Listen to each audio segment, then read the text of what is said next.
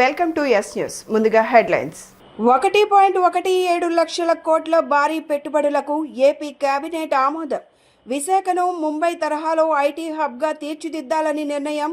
Google, TCS వంటి సంస్థల రాకతో మారనున్న విశాఖ స్వరూపం. రుషికొండ ప్యాలెస్ వినియోగంపై కేబినెట్ సబ్ కమిటీ సమావేశం. ప్రభుత్వానికి ఆదాయం వచ్చేలా చేసే అంశంపై కసరత్తు.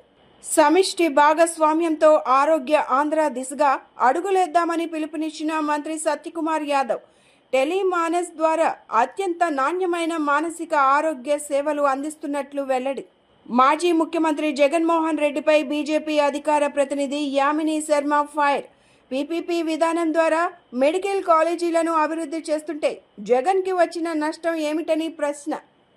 ఆంధ్రప్రదేశ్ పారిశ్రామిక అభివృద్ధి ప్రస్థానంలో రాష్ట్ర ప్రభుత్వం ఒక చారిత్రాత్మక ముందడుగు వేసింది. ముఖ్యమంత్రి చంద్రబాబు అధ్యక్షతన శుక్రవారం జరిగిన కేబినెట్ సమావేశంలో రాష్ట్రానికి 1.17 లక్షల కోట్ల విలువైన భారీ పెట్టుబడుల ప్రతిపాదనలకు ఆమోద ముద్ర వేసినట్లు తెలుస్తోంది. ఈ నిర్ణయం రాష్ట్ర ఆర్థిక వ్యవస్థకు కొత్త ఊతాన్ని ఇవ్వడంతో పాటు వేలాది ఉద్యోగాల కల్పనకు మార్గం సుగమం చేస్తుందని ప్రభుత్వం విశ్వాసం వ్యక్తం చేస్తోంది. ముఖ్యమంత్రి చంద్రబాబు అధ్యక్షతన కేబినెట్ సమావేశం జరిగింది. రాష్ట్ర భవిష్యత్తును దృష్టిలో ఉంచుకొని తీసుకున్న ఈ నిర్ణయాలు పారిశ్రామిక రంగంలో ఏపీని అగ్రస్థానంలో నిలబెడతాయని భావిస్తున్నారు. ఈ కేబినెట్ సమావేశంలో విశాఖపట్నం అభివృద్ధిపై ప్రత్యేకంగా దృష్టి సారించారు. విశాఖను దేశ ఆర్థిక రాజధాని ముంబై తరహాలో ఒక శక్తివంతమైన ఆర్థిక సాంకేతిక కేంద్రంగా తీర్చిదిద్దాలని ముఖ్యమంత్రి చంద్రబాబు ఆకాంక్షించారు. ఇప్పటికే గూగుల్, టీసీఎస్ వంటి ప్రపంచ ప్రఖ్యాత టెక్ దిగ్గజాలు విశాఖకు వస్తున్నాయని, నగరాన్ని ఒక అంతర్జాతీయ ఐటీ హబ్గా మార్చడమే లక్ష్యమని ఆయన స్పష్టం చేశారు. ఈ పెట్టుబడులతో విశాఖ స్వరూపం పూర్తిగా మారిపోనుందని, మౌలిక సదుపాయాలు మెరుగుపడి ప్రజల జీవన ప్రమాణాలు పెరుగుతాయని ఆయన పేర్కొన్నారు. ఏపీ కేబినెట్ మరి కాసేపట్లో సమావేశం కానుంది. కేబినెట్ సమావేశానికి ముందు రుషికొండ ప్యాలెస్ వినియోగంపై మంత్రివర్గ ఉపసంఘం శుక్రవారం సచివాలయంలో భేటీ అయింది. రుషికొండ ప్యాలెస్ను ఎలా వినియోగించాలి అన్న దానిపై చర్చించారు. రుషికొండను ప్రజా ప్రయోజనకర వినియోగానికి సబ్ కమిటీ సిఫార్సులు చేసింది. ఎలాంటి ఉపయోగం లేకుండా ఉన్న రుషికొండ ప్యాలెస్ వల్ల నెలకు 25 లక్షల విద్యుత్ ఛార్జీలు, మెయింటెనెన్స్ ఖర్చులు భరించాల్సి వస్తోందని మంత్రివర్గ ఉపసంఘం చర్చించింది. గతంలో 7 కోట్లు ఆదాయం వచ్చే చోట ఇప్పుడు ప్రభుత్వం ఎదురు చెల్లించాల్సి వస్తున్న పరిస్థితులను ఎలా అధిగమించాలని విషయంపై సబ్ కమిటీ చర్చించింది. ప్రజాభిప్రాయాలు కోరుతూ ప్రకటన ఇవ్వాలని ఈ సమావేశంలో నిర్ణయించారు. ఆతిథ్య రంగానికి హోటల్ నిర్వహణ, చికిత్సాలయం ఏర్పాటు చేయాలంటూ వచ్చిన ప్రతిపాదనలు, సలహాలు మంత్రివర్గ ఉపసంఘం పరిశీలించింది. రుషికొండ భవనాన్ని ప్రజా వినియోగంలోకి తీసుకురావడం, ప్రభుత్వానికి ఆదాయం వచ్చేలా చేసే అంశంపై కసరత్తు చేపట్టింది. త్వరలో రుషికొండ ప్యాలెస్ వినియోగంపై ప్రభుత్వానికి కేబినెట్ సబ్ కమిటీ నివేదిక సమర్పించనుంది. గత పాలకులు దాదాపు 500 కోట్లతో రుషికొండపై విలాసవంతమైన ప్యాలెస్ నిర్మించిన విషయం తెలిసిందే. భారతీయ సంస్కృతి సాంప్రదాయాలకు ప్రతీకైన ఆయుష్ శాఖను పటిష్టపరిచేందుకు రాష్ట్ర ప్రభుత్వం చర్యలు తీసుకుంటుందని వైద్య ఆరోగ్య కుటుంబ సంక్షేమం శాఖ మంత్రి సత్యకుమార్ యాదవ్ తెలిపారు. గత ప్రభుత్వం ఆయుష్ శాఖను పట్టించుకోకుండా నిర్లక్ష్యం చేసిందని ఆరోపించారు. డాక్టర్ ఎన్టీఆర్ హెల్త్ యూనివర్సిటీ ప్రాంగణంలో ఆయుష్ శాఖకు చెందిన పీజీ విద్యార్థులు, హౌస్ సర్జన్లు స్టైఫెండ్ పెంపు చేసినందుకు ఆరోగ్య శాఖ మంత్రి సత్యకుమార్ యాదవ్కు ఆత్మీయ సత్కారం నిర్వహించారు. ఈ సందర్భంగా మంత్రి సత్యకుమార్ యాదవ్ మాట్లాడుతూ దేశంలోనే ఆదర్శంగా నిలిచేలా ఆంధ్రప్రదేశ్లో ఆయుష్ శాఖను అభివృద్ధి చేస్తున్నామని తెలిపారు. విద్యార్థుల పరిస్థితిని గుర్తించి రాష్ట్ర ప్రభుత్వం స్టైఫండ్ను పెంచిందని చెప్పారు. అలాగే 2025-26 సంవత్సరానికి రాష్ట్ర ఆయుష్ శాఖ అభివృద్ధి కార్యక్రమాల కోసం కేంద్ర ప్రభుత్వం 166 కోట్లు మంజూరు చేసిందని తెలిపారు. ధర్మవరం, కాకినాడల్లో కొత్తగా ఆయుర్వేద కళాశాలలను మంజూరు చేసినట్లు పేర్కొన్నారు. గత ప్రభుత్వం ఆయుష్ శాఖను పట్టించుకోకుండా నిర్లక్ష్యం చేసిందని మంత్రి విమర్శించారు.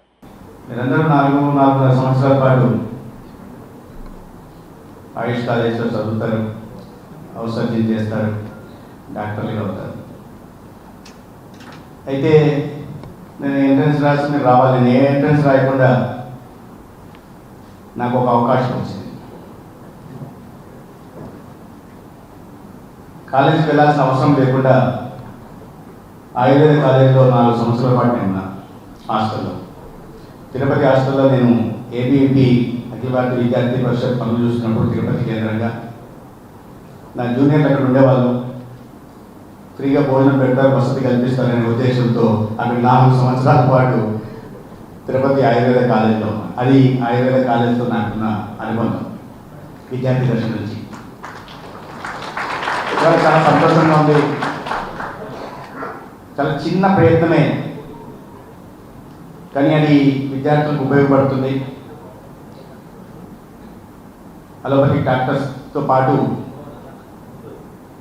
ఆయుష్ కళాశాలలో చదువుతున్న విద్యార్థులకు కూడా హౌస్ సర్జన్స్కి 3,000 పెంచడం కానీ, ఫస్ట్ ఇయర్ స్టూడెంట్కి ఆల్మోస్ట్ 10,000 రూపీస్ స్టైఫండ్ పెంచడం కానీ, సెకండ్ అండ్ థర్డ్ ఇయర్ స్టూడెంట్స్కి ఆల్మోస్ట్ 8,000 to 8,500 స్టైఫండ్ పెంచడం అనేది సందర్భంగా మీ అందరి తరఫున రాష్ట్ర ముఖ్యమంత్రి చంద్రబాబు నాయుడు గారికి, ప్రధానమంత్రి నరేంద్ర మోదీ గారికి ఎందుకు ప్రయత్నం చేస్తున్నామంటే ఆయుష్ అనేది ఆయుర్వేద కానీ, హోమియో కానీ, సిద్ధ కానీ, న్యాచురోపతి కానీ, చివరికి యునాని కానీ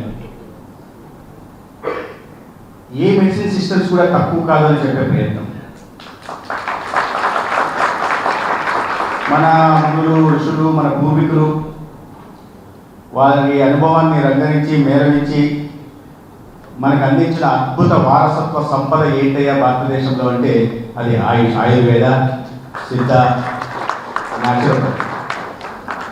మానసికంగా ఆరోగ్యవంతమైన సమాజ నిర్మాణానికి సమిష్టిగా కృషి చేద్దామని దేశంలో ఎక్కడా లేని విధంగా కేంద్రం సహకారంతో రాష్ట్ర ప్రభుత్వం ప్రజల మానసిక ఆరోగ్యానికి భరోసా కల్పించే వివిధ కార్యక్రమాలతో పాటు వైద్య సేవలు అందిస్తోందని రాష్ట్ర వైద్య ఆరోగ్య శాఖ మంత్రివర్యులు సత్యకుమార్ యాదవ్ అన్నారు. ప్రపంచ మానసిక ఆరోగ్య దినోత్సవాన్ని పురస్కరించుకొని శుక్రవారం అత్యవసర పరిస్థితుల్లో మానసిక ఆరోగ్య సంరక్షణ అనే అంశంపై అవగాహన ర్యాలీ నిర్వహించారు. ఈ కార్యక్రమానికి మంత్రి సత్యకుమార్ యాదవ్ ముఖ్య అతిథిగా హాజరయ్యారు. ముందుగా మంత్రి Satyakumar Yadav collector doctor G Lakshmisha, doctor ఇండ్ల రామసుబ్బారెడ్డి తదితరులతో కలిసి మెంటల్ హెల్త్ వాక్కు జెండా ఊపి ప్రారంభించారు. అనంతరం అత్యవసర పరిస్థితుల్లో మానసిక ఆరోగ్య సంరక్షణకు సంబంధించిన కరపత్రాన్ని ఆవిష్కరించారు. ఈ సందర్భంగా మంత్రి సత్యకుమార్ యాదవ్ మాట్లాడుతూ రోజువారీ జీవిత ఒత్తిడుల వల్ల ప్రజల్లో మానసిక ఆరోగ్య సమస్యలు పెరుగుతున్నాయని తెలిపారు. ప్రపంచ ఆరోగ్య సంస్థ నివేదిక ప్రకారం ప్రపంచవ్యాప్తంగా సుమారు 97 కోట్ల మంది వివిధ రకాల మానసిక రుగ్మతలకు గురవుతున్నారని చెప్పారు. ఈ కారణంగా ప్రపంచ ఆరోగ్య వ్యవస్థకు ప్రతి సంవత్సరం $1 ట్రిలియన్ మేర నష్టం వాటిల్లుతోందన్నారు. వరల్డ్ హెల్త్ ఆర్గనైజేషన్ నివేదిక ప్రకారం ఏటా ఈ మానసిక జబ్బుల కారణంగా ఆర్థిక వ్యవస్థకి కలుగుతున్న నష్టం ఎంతయ్యా అంటే $1 ట్రిలియన్ 2030 నాటికి అది $6 ట్రిలియన్ అవుతుంది. అంటే ఇవాళ మన దేశ ఆర్థిక వ్యవస్థ ఎంత ఉందో ఈ సైజుకి $4 కోట్ల ట్రిలియన్ ఆర్థిక వ్యవస్థ ఉంటే $6 కోట్ల ట్రిలియన్ ప్రపంచవ్యాప్తంగా అంత నష్టం జరుగుతుందనే విషయం కూడా మనకు అర్థమవుతుంది. కాబట్టి వీటిని గుర్తించాల్సిన అవసరం ఉంది. దానికి తగినట్టుగా వైద్యం కూడా అందించాల్సిన అవసరం ఉంది. అయితే దురదృష్టవశాత్తు దీని మీద సరైన అవగాహన లేకపోవడం, ప్రజలు వీటిని గుర్తించకపోవడం, ప్రధానంగా ఈ తల్లిదండ్రులు కూడా పిల్లలు నీట్ క్రాక్ చేయాలి, ఐఐటి క్రాక్ చేయాలి, వీటి మీద దృష్టి పెడుతున్నారు. పిల్లలు ఎటువంటి మానసిక ఒత్తిడికి లోనవుతున్నారు, అవి వివిధ సమాజంలో వివిధ కారణాల వల్ల వారి మీద ఎటువంటి ఒత్తిడి ఉంటుందనేది గుర్తించకపోవడం వల్ల తీవ్ర నష్టం జరుగుతుంది. అనేక మంది ఆత్మహత్యలు కూడా పాల్పడుతున్నారు. ఉదాహరణకు 2021లో 8,067 మంది ఆత్మహత్యలకు పాల్పడితే దాంట్లో 6.4% కేవలం మానసిక జబ్బుల కారణంగా లేదా వివిధ రకాల ఒత్తిళ్ల కారణంగా ఇవాళ యువత ఆత్మహత్యలు చేసుకున్నారు. చిన్నపిల్లల్లో కూడా ఈ డిజార్డర్స్ 10 సంవత్సరాల నుంచి 19 సంవత్సరాలు ఉంటున్న వాళ్ళకి 2% నుంచి 6% దాకా ఇవాళ ఇటువంటి డిజార్డర్లు ఉన్నాయి. అయితే దానికి తగినట్లుగా ఒకటి గుర్తించకపోవడం ఒకటి సమస్య అయితే, రెండోది దానికి తగినంత చికిత్స అందించడం కోసం కావాల్సిన సైక్రాటిస్టుల సంఖ్య కూడా మన దగ్గర తక్కువ ఉండడం. 1,00,000కి 3 మంది సైక్రాటిస్టులు అవసరమైతే మన రాష్ట్రంలో అది 0.75% మాత్రమే ఉంది. అదేవిధంగా 0.8% మాత్రమే మెంటల్ హెల్త్ నర్సెస్ అందుబాటులో ఉన్నారు. 0.07% మాత్రమే సైకాలజిస్టులు అందుబాటులో ఉన్నారు. 0.06% మాత్రమే సోషల్ వర్కర్స్ అందుబాటులో ఉన్నారు. ప్రభుత్వం వైపు నుంచి అనేక రకాల సహకారం అందిస్తున్నాం. ఇవాళ మనం దేశంలో మిగతా రాష్ట్రాలతో పోలిస్తే టెలిమానస్ ద్వారా కేంద్ర ప్రభుత్వ సహకారంతో ఈ మానసిక జబ్బులకి చికిత్స అందిస్తున్న రాష్ట్రం మొదటి రాష్ట్రంగా ఆంధ్రప్రదేశ్ ఉంది. బాలికలు మహిళలపై అఘాయిత్యాలకు పాల్పడిన సోషల్ మీడియాలో తప్పుగా పోస్ట్ చేసిన కఠిన చర్యలు తప్పవని ఏపీ మహిళా కమిషన్ చైర్పర్సన్ రాయపాటి శైలజ అన్నారు. రాష్ట్ర మహిళా కమిషన్ విధులు చట్టాలపై ప్రతి ఒక్కరూ అవగాహన పెంచుకోవాలని సూచించారు. ఫిర్యాదులు చేసేందుకు ఆన్లైన్ పోర్టల్ ఏర్పాటు చేస్తున్నట్లు తెలిపారు. అంతర్జాతీయ బాలికా దినోత్సవాన్ని పురస్కరించుకొని UGC women's study centre Andhra Pradesh మహిళా కమిషన్ సంయుక్త ఆధ్వర్యంలో విజయవాడ వన్ టౌన్లోని కేబీఎన్ కళాశాలలో స్పాట్ లైట్ సెషన్ కార్యక్రమం శుక్రవారం నిర్వహించారు.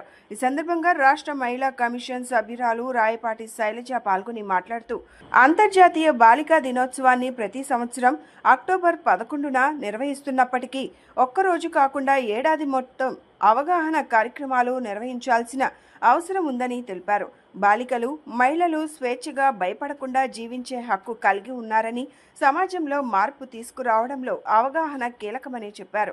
మహిళలు బాలికలు స్వయంగా కార్యాలయానికి రాలేని పరిస్థితుల్లో ఫిర్యాదులు చేసేందుకు ఆన్లైన్ పోర్టల్ ఏర్పాటు చేస్తున్నట్లు తెలిపారు.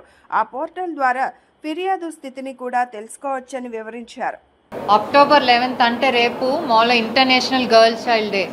సో దాన్ని పురస్కరించుకొని ఇక్కడ కేబిఎన్ కాలేజ్లో ఈరోజు ఒక సెషన్ అనేది చేస్తున్నారు in association with women's commission. So international girl child day అంటే ఆ ఒక్కరోజే ఆడపిల్లని సెలబ్రేట్ చేయటం కాదు, year round through out her life ఆడపిల్లని ఎలా చూడాలి, ఆడపిల్ల బయటకు వచ్చి చదువుకోవటానికి కానీ లేకపోతే పనిచేయటానికి వచ్చినప్పుడు ఎలాంటి వాతావరణం అనేది క్రియేట్ చేయాలనే దాంట్లో కూడా ప్రభుత్వం చాలా స్టెప్స్ తీసుకుంటుంది.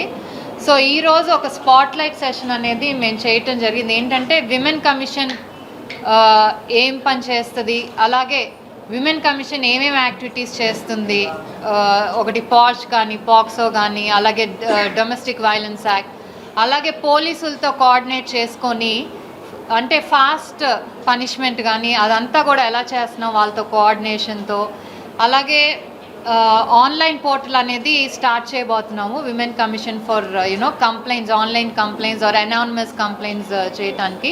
సో వీటన్నిటి గురించి కూడా ఇక్కడ డిస్కస్ చేయటం జరిగింది. అలాగే మేము రియల్ లైఫ్లో చూసే సంఘటనలు, మా దగ్గరికి వచ్చే కంప్లైంట్స్ చాలా వరకు కూడా సొంతగా ఆడపిల్లలు తెలుసో తెలియకో జరుగుతున్నాయి. సో వాటి గురించి కూడా ఇక్కడ కూర్చున్న అమ్మాయిలకి వాటన్నిటి చెప్పి జాగ్రత్తగా ఉండాలి. అలాగే వాళ్ళు మెయిన్ ఫోకస్ ఎడ్యుకేషన్, అలాగే ఇండిపెండెంట్గా ఉండి వాళ్ళ కాళ్ళ మీద నిలబడేటట్టు దాని మీద ఫోకస్ పెట్టాలని చెప్పటం.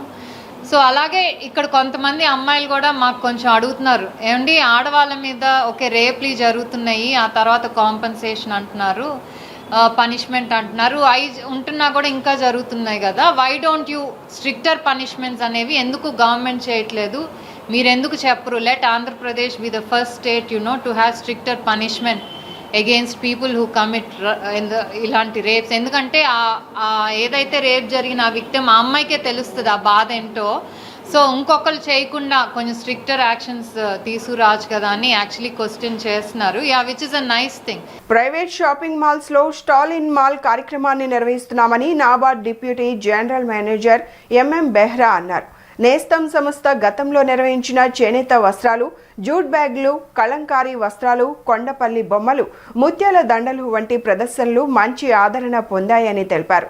ప్రస్తుత ప్రదర్శన జనవరి 9 వరకు కొనసాగుతుందని వెల్లడించారు. నాబార్డ్ ఆర్థిక సహాయంతో నేస్తం స్వచ్ఛంద సంస్థ ఆధ్వర్యంలో స్థానిక పీవీపీ మాల్లో ఏర్పాటు చేసిన స్టాల్ ఇన్ మాల్ ప్రదర్శనను శుక్రవారం నాడు నాబార్డ్ డీజీఎం ఎంఎం బెహ్రా ప్రారంభించారు.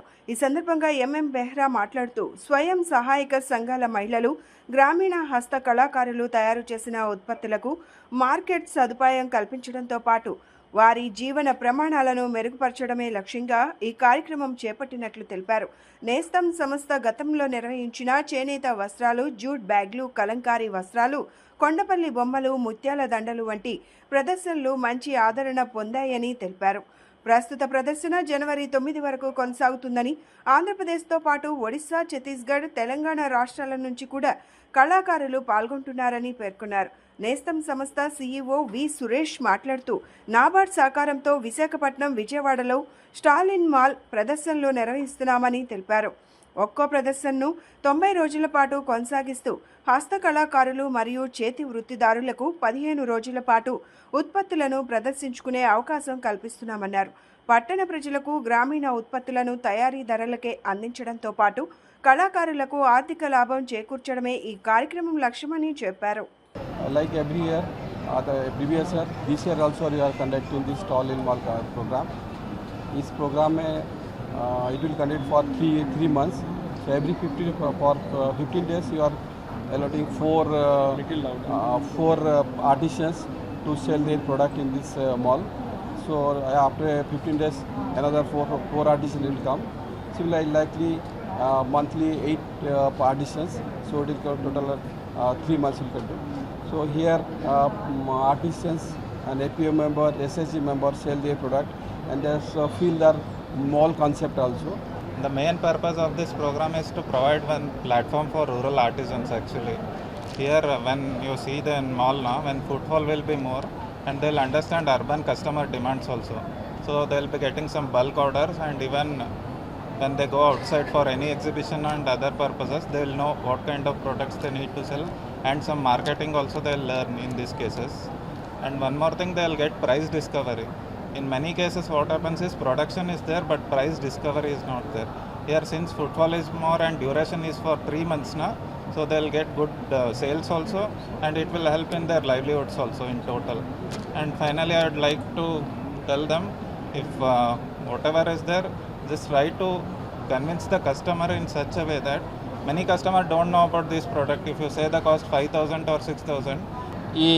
ఇక్కడ విజయవాడలో పీవీపీ మాల్లో ప్రతి సంవత్సరం గత 6 సంవత్సరాల నుంచి ఈ స్టాలిన్ మాల్ అనే కార్యక్రమం నబార్డు సహకారంతో నిర్వహించడం జరుగుతుంది. ఈ యొక్క కార్యక్రమం యొక్క ముఖ్య ఉద్దేశం ఏంటంటే గ్రామాలలో ఉన్నటువంటి వీవర్స్ కానీ, అదేవిధంగా హ్యాండ్లూమ్స్ కానీ, అదేవిధంగా హ్యాండీక్రాఫ్ట్స్ తయారు చేసుకున్నటువంటి గ్రామాల్లో ఉన్నటువంటి మహిళలకి ఇక్కడ అర్బన్లో ఉన్నటువంటి కన్జ్యూమర్స్కి టేస్ట్కి తగ్గట్టుగా వాళ్ళ యొక్క ప్రోడక్ట్ని సేల్ చేసి వాళ్ళకి ఎక్కువ మార్కెటింగ్ అయ్యే అవకాశాన్ని కల్పిస్తూ ఉంది నబార్డు బ్యాంకు. సో ఇది 3 నెలల పాటు ఈ రోజు నుంచి జనవరి 9వ తారీఖు వరకు ఇక్కడ పీవీపీ మాల్లో 2nd ఫ్లోర్లో నడుస్తూ ఉంది ఈ కార్యక్రమం. మరి ప్రతి 15 రోజులకు ఒకసారి మరి ఆర్టిజాన్స్ని మారుస్తూ దగ్గర 48 మంది ఆర్టిజాన్స్కి అవకాశం కల్పించడం జరుగుతుంది. వివిధ రాష్ట్రాల నుంచి ఆర్టిజాన్స్ తమిళనాడు, తెలంగాణ, అదేవిధంగా ఛత్తీస్గఢ్, ఒరిస్సా, సౌదర్న్ పార్ట్లో ఉన్నటువంటి వివిధ రాష్ట్రాల నుంచి కూడా ఇక్కడ ఉమెన్ ఆర్టిజాన్స్ వచ్చి వారి యొక్క సేల్స్ చేసుకోవడం జరిగింది. బీజేపీ అధికార ప్రతినిధి సాదినేని యామిని శర్మ వైసీపీ అధినేత వైఎస్ జగన్మోహన్ రెడ్డిపై తీవ్ర ఆగ్రహం వ్యక్తం చేశారు. పీపీపీ విధానం ద్వారా మెడికల్ కాలేజీలను అభివృద్ధి చేస్తుంటే జగన్కు వచ్చిన నష్టం ఏమిటని ప్రశ్నించారు. ఈ విషయంపై కోర్టు జగన్కు మొట్టికాయలు వేసిందని గుర్తు చేశారు. జగన్ 5 ఏళ్ల పాలనలో వేల కోట్లు దోచుకున్నారని, ఇప్పుడు తమ ప్రభుత్వంపై తప్పుడు ఆరోపణలు చేస్తున్నారని బీజేపీ అధికార ప్రతినిధి సాదినేని యామిని శర్మ విమర్శించారు.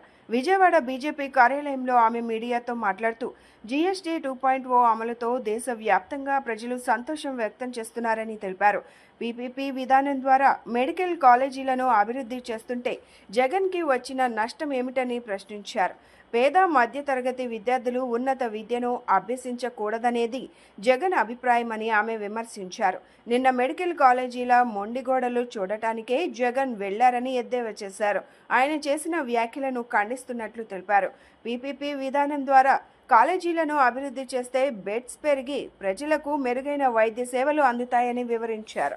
ముందుగా భారత ప్రధాని నరేంద్ర మోదీ గారు ప్రభుత్వ పరిపాలనలో 24 సంవత్సరాలు పూర్తి చేసుకుని 25వ సంవత్సరంలోకి వారు అడుగు పెడుతున్న సందర్భంగా భారతీయ జనతా పార్టీ ఆంధ్రప్రదేశ్ శాఖ వారికి అభినందనలు తెలియజేస్తున్నాము.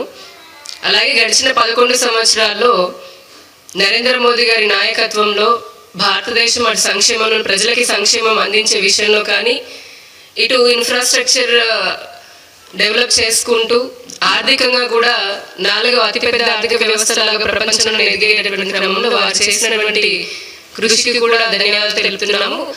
ఈ నెల 16వ తేదీన ప్రధానమంత్రి నరేంద్ర మోదీ గారు మన రాష్ట్రానికి రాబోతున్నారు.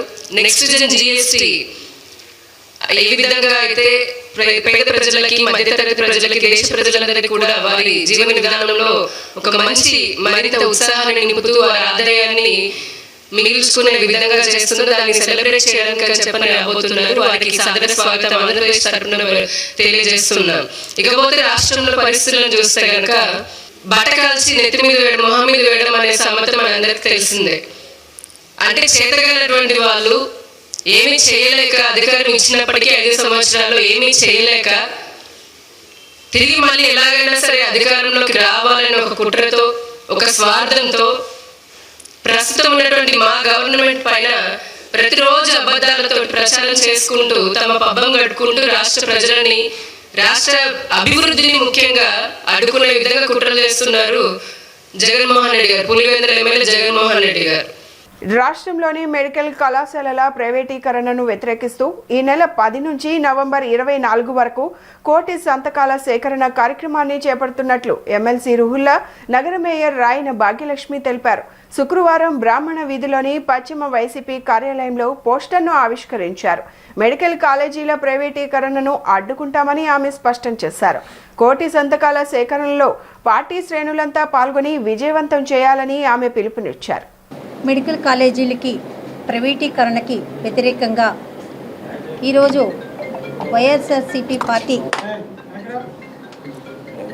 పశ్చిమ నియోజకవర్గంలోన వెల్లంపల్లి గారి ఆదేశాల మేరకు మాజీ మంత్రివర్యులు పశ్చిమ నియోజకవర్గ ఇన్ఛార్జ్ వెల్లంపల్లి గారి ఆదేశాల మేరకు ఈరోజు పోస్టర్ రిలీజ్ కార్యక్రమం అన్నది పెట్టుకోవడం జరిగింది. ఏదైతే రాష్ట్ర వ్యాప్తంగా 17 మెడికల్ కాలేజీలు జగన్మోహన్ రెడ్డి గారి హయాంలో ఆంధ్రప్రదేశ్కి శాంక్షన్ అవ్వటం అన్నది చాలా గర్వంగా ఫీల్ అవ్వాల్సిన విషయం. ఎందుకంటే 2014 నుంచి 19 లోపు చంద్రబాబు నాయుడు గారు 4 మెడికల్ కాలేజీలకి పర్మిషన్ తెచ్చుకోవడానికి శత విధాల ప్రయత్నం చేసినా ఒక్క మెడికల్ కాలేజీ కూడా తెచ్చుకోలేని పరిస్థితి చంద్రబాబు నాయుడు. కానీ జగన్మోహన్ రెడ్డి గారు వచ్చిన తర్వాత 19 నుంచి 21 వరకు కరోనా 2 వేవులు పోయిన తర్వాత పరిపాలన ఎన్నేళ్ళు చేసినాము అని అంటే 3 ఏళ్ళు చేసినాము. ఈరోజు విజయవాడ పశ్చిమ నియోజకవర్గంలో వెల్లంపల్లి గారి ఆదేశాల మీదుగా వైఎస్ఆర్ కాంగ్రెస్ పార్టీ కోటి సంతకాలు పోస్టర్ రిలీజ్ చేస్తామండి.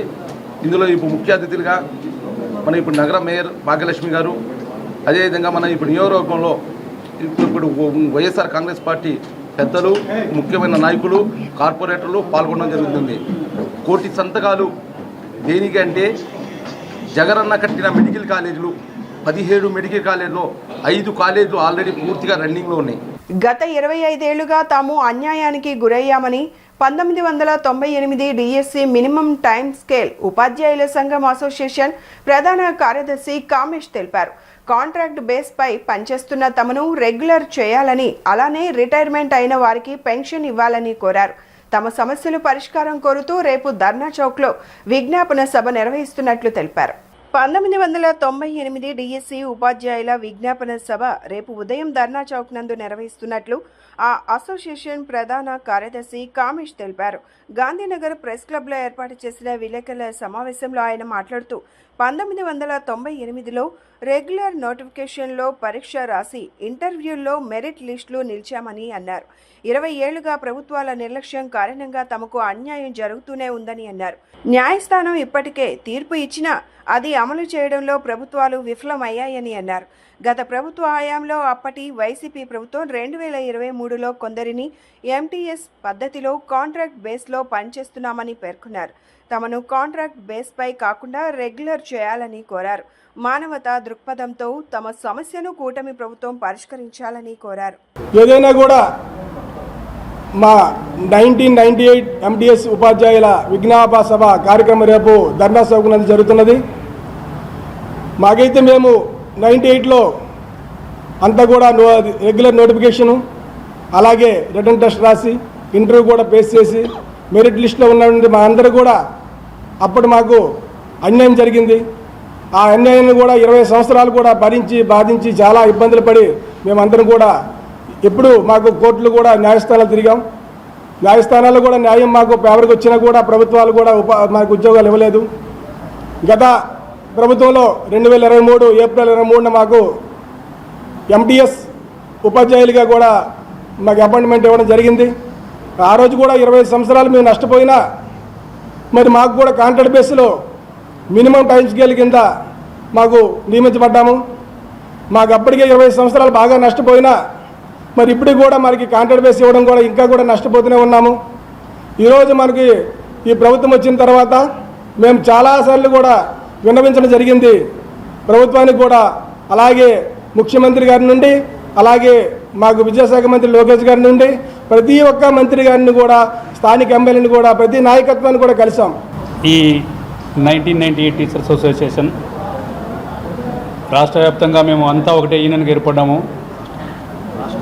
రాష్ట్ర అధ్యక్షులుగా నేను గవర్నమెంట్కు, మన ప్రభుత్వానికి ఒక చిన్న విన్నపం ఏమంటే, మేము 25 సంవత్సరాల నుంచి నష్టపోయినాం.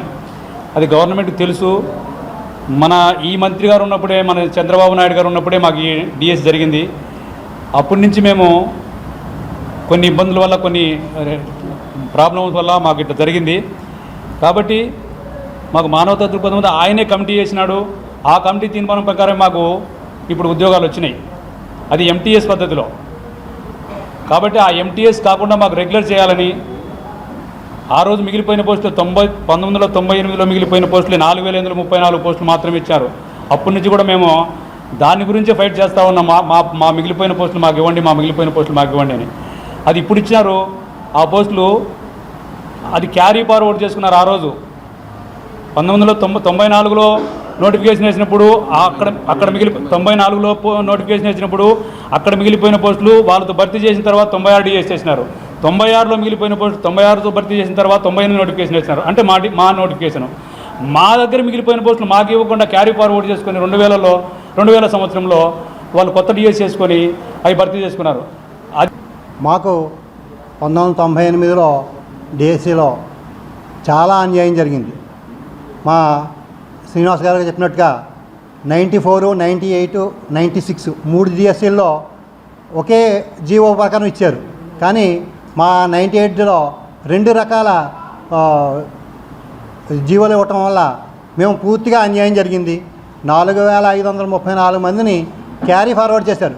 94, 96 మాత్రం క్యారీ ఫార్వర్డ్ చేయకుండా అదే ఎక్స్ట్రా పోస్టులను ఫిలప్ చేయడం జరిగింది. కానీ 98 మాత్రం మాకు ఇవ్వాల్సిన పోస్టులు మిగిలి ఉన్న పోస్టులను మాకు ఇవ్వకుండా క్యారీ ఫార్వర్డ్ చేయడం జరిగింది 4534 మందిని. అయితే తర్వాత గత ప్రభుత్వం అన్యాయం జరిగిందని కమిటీలు వేయటం, ఐవి సుబ్బారావు కమిటీ వేయటం, ఇవన్నీ వేయటం జరిగింది. అన్యాయం జరిగిందంటే ప్రభుత్వం గుర్తించి మాకు 4534 మంది ఇవ్వడానికి సిద్ధమైంది. కానీ అవి ఇచ్చింది ఏమిటంటే మమ్మల్ని పోస్ట్ అయితే రెగ్యులర్ పోస్టులో వేశారు, కానీ minimum time scale contract basic మీద ఇవ్వడం జరిగింది. మరి 25 సంవత్సరాలు సర్వీస్ని కోల్పోయాం. మేము 25 సంవత్సరాలు సర్వీస్ని కోల్పోయాం. మేము పాత సర్వీస్ని ఇంక్రిమెంట్లు అని అవి ఏమేమంటలేదు. ఇప్పుడు మాకు సమాన పనికి సమాన వేతనం ఇచ్చి ఖచ్చితంగా మాకు పెన్షన్ సదుపాయాన్ని కల్పించాలి, రెగ్యులర్ చేయాలి, ఖచ్చితంగా రెగ్యులర్ చేయాలి. అనుమతి లేని 4 ప్రైవేట్ వాటర్ ప్లాంట్ల నీటిని తాగడం వల్లే ప్రజలు డయేరియా బారిన పాలయ్యారని అధికారులు చెప్పడం సిగ్గుచేటని సిపిఎం నాయకులు అన్నారు. విజయవాడ గవర్నర్ పేటలోని శ్రీశ్రీ భవన్లో నిర్వహించిన విలేకరుల సమావేశంలో సిపిఎం రాష్ట్ర కార్యదర్శి వర్గ సభ్యుడు సిహెచ్ బాబురావు, జిల్లా నాయకుడు దోనేపూడి కాశీనాథ్, సిపిఎం ఫ్లోర్ లీడర్ బోయ సత్యబాబు మాట్లాడారు. ఈ సందర్భంగా వారు మాట్లాడుతూ డయేరియా వచ్చి నెల గడుస్తున్నా ఇంతవరకు వాటి కారణాలు తెలపకపోవడం దారుణమన్నారు. ప్రభుత్వం ప్రజలను తప్పుదారి పట్టిస్తుందని మండిపడ్డారు. విజయవాడ నగరంలో న్యూ రాజరాజేశ్వరిపేటలో అతిసార డయేరియాతో 4 చనిపోయారు. సుమారుగా 1000 మంది ఆసుపత్రి పాలయ్యారు. అధికార లెక్కలు మాత్రం 380 మందినే చూపిస్తూ ఉన్నారు. దాదాపు నెల రోజులు గడిచింది. ఇప్పటి వరకు ప్రభుత్వంలో ఉలుకు పలుకు లేదు. పైపెచ్చు తమ తప్పులని కప్పిపుచ్చుకోవటానికి విజయవాడ నగరపాలక సంస్థ కౌన్సిల్లో అధికారుల చేత కూటమి ప్రభుత్వం అబద్ధాలు చెప్పిస్తూ ఉంది. ఇది బాధ్యతా రాహిత్యం. అంతేకాదు అవాస్తవాలతో తప్పులని కప్పిపుచ్చేటువంటి నేరపూరితమైన చర్యలకి కూటమి ప్రభుత్వం పూనుకుంటా ఉంది, ప్రజాప్రతినిధులు పూనుకుంటా ఉన్నారు. డయేరియా కలకలం మీద కౌన్సిల్లో చర్చ జరిగినటువంటి సందర్భంగా ఉన్నతాధికారులతో అబద్ధాలు చెప్పించేటువంటి సంస్కృతి బహుశా ఇదే మేము మొట్టమొదటిసారిగా విజయవాడ కౌన్సిల్లో చూస్తూ ఉన్నాం. ప్రభుత్వం ఈ రకమైనటువంటి పద్ధతుల్లో ఉన్నతాధికారులతో అబద్ధాలు చెప్పించి అసత్యాలు పలికించి తన బాధ్యతను తను తప్పుకునేటువంటి దానికి ప్రయత్నం చేయటం తప్ప ఇంకోటి కాదు. ఇది మున్సిపల్ మంత్రి గారు 2 సార్లు వచ్చారు, చూసి వెళ్ళారు. ఆయన విదేశీ పర్యటనతోనే సరిపోతూ ఉంది ఆయనకి. మరి మంత్రివర్గంలో నెంబర్ 2గా ఆయన గురించే చెప్తూ ఉంటారు. అమరావతి, విజయవాడ ఇవన్నీ ఆయన కనుసన్నల్లోనే నిర్మాణం జరిగేటువంటి దానికి అవకాశం ఉందని చెప్పనేది కూడా చెప్తూ ఉన్నారు. సీఎం గారు పూర్తి బాధ్యత ఆయనకు అప్పచెప్తా ఉన్నాడు. మరి విజయవాడ డయేరియా బాధ్యత మీకు లేదా? విజయవాడ ఉత్సవం గణనీయంగా జరిగింది, ఘనంగా జరిగింది, బ్రహ్మాండంగా జరిగింది. 15 లక్షల మంది యాత్రికులు అమ్మవారి గుడిని సందర్శించారని చెప్పుకుంటున్నటువంటి ఎంపీకి బాధ్యత లేదా? దీనికి కారకుల్ని మీరు పరిశీలించాలి, దీని మీద చర్చ జరగాలి, తగు నిర్ణయాలు తీసుకోవాలని ఒత్తిడి చేసిన తర్వాత చర్చ జరిపారు. ఈ చర్చలో కూడా సక్రమమైన పద్ధతిలో సమాధానం రాబట్టే పద్ధతిలో, దీనికి బాధ్యుల్ని ప్రశ్నించే పద్ధతిలో నగర మేయరు విఫలమయ్యారు. కమిషనర్ గారు ఈ కారణానికి ప్రధానంగా 4 ROF ప్లాంట్లు అని చెప్పి ఆయన మొత్తం కారణాలని ఎస్కేప్ చేస్తున్నారు. ప్రధానంగా విజయవాడ నగరంలో ఇప్పటికి కూడా ఏదైతే న్యూ రాజరాజపేట అని చెప్తున్నారో ఆ న్యూ రాజరాజపేటలో ఈరోజు కూడా మురుగునీళ్ళు వస్తున్నాయనేది ప్రజల యొక్క ఫిర్యాదులు. విజయవాడలో శుక్రవారం సిపిఐ న్యూ డెమోక్రసీ రాష్ట్ర కమిటీ ఆధ్వర్యంలో రౌండ్ టేబుల్ సమావేశం నిర్వహించబడింది. సమావేశంలో సుప్రీంకోర్టు ప్రధాన న్యాయమూర్తి జస్టిస్ గవాయిపై జరిగిన దాడికి యత్నించడంను తీవ్రంగా ఖండించారు. వక్తలు ఈ ఘటన వ్యక్తిగత దాడి మాత్రమే కాదని ఇది భారత రాజ్యాంగం, ప్రజాస్వామ్య లౌకికతపై చేసిన దాడి అని పేర్కొన్నారు. రౌండ్ టేబుల్ సమావేశానికి రాష్ట్ర అధికార ప్రతినిధి పి ప్రసాద్ అధ్యక్షత వహించగా అఖిల భారత న్యాయవాదుల సంఘం జాతీయ నాయకులు సుంకర రాజేంద్ర ప్రసాద్ ప్రారంభించారు.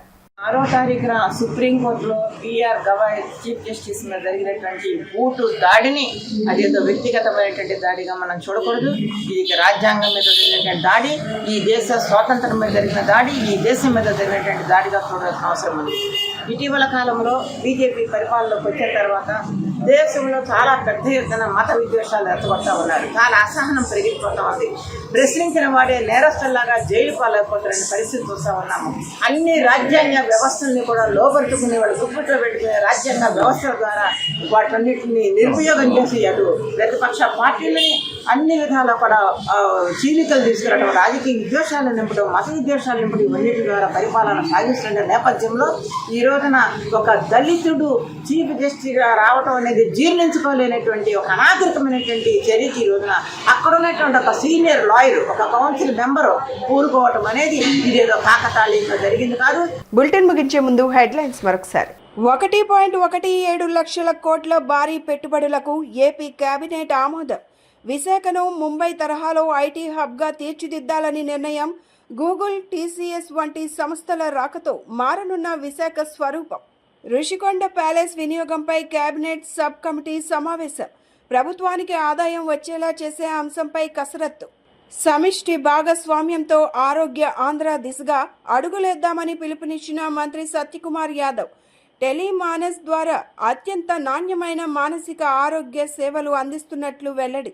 మాజీ ముఖ్యమంత్రి జగన్మోహన్ రెడ్డిపై బీజేపీ అధికార ప్రతినిధి యామిని శర్మ ఫైర్. పీపీపీ విధానం ద్వారా మెడికల్ కాలేజీలను అభివృద్ధి చేస్తుంటే జగన్కి వచ్చిన నష్టం ఏమిటని ప్రశ్న. ఇవి ఈనాటి బులెటిన్ అప్డేట్స్. మరొక బులెటిన్లో మళ్ళీ కలుసుకుందాం. నమస్కారం.